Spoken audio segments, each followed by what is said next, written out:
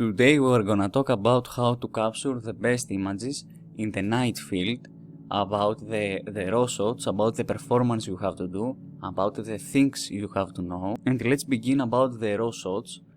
A lot of people want to see details and nebulosity in the raw shots. There is no way to see any detail, especially on the faint targets.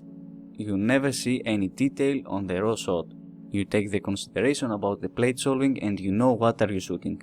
Second, you have to do the best focus that you can. It's crucial for a nice detailed image.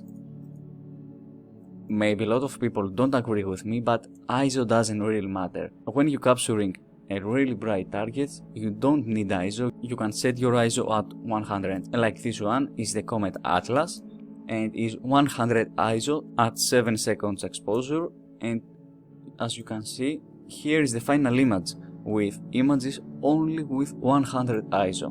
And in this is a faint target, the Iris Nebula. Here I used ISO 1000 and 1600, and as you can see, all this dust revealed.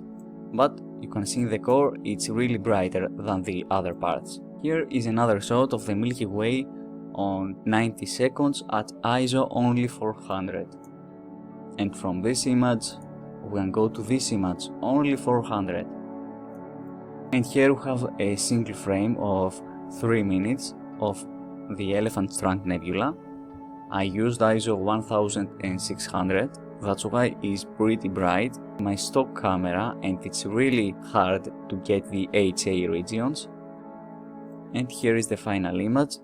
As you can see, a lot of HA regions are not visible because of the stock camera, because it has some filters to cut it off. And especially if it's summer, you have to reconsider about the exposure time, because the temperature in the sensor goes like crazy. So to sum up all these 4 steps, the step 1 is not wait to see any detail on the previous shots, on the single exposures. Second, you have to do the best focus that you can. Don't getting crazy about the ISO. In the faint targets you can add a little bit value on the ISO, but in the other targets like Orion's Nebula or Andromeda Galaxy, ISO, it doesn't really matter. You have the detail, you have the data, you don't need that high ISO. I remember all the summer I had this issue with my DSLR camera. When I tried 2-minute exposures, my sensor temperature go like 38 or something, and I had really noise.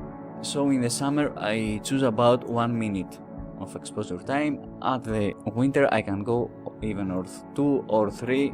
This is the 3 minute, and this is captured with guiding, so I can tether and I get rid of the most of the cloaking noise, but it's still not perfect. I have a lot of more to do in this image, so I hope to find useful these tips and helps you to capture the clearest data that you can with your DSLR camera and reveal the space. Clear skies, people.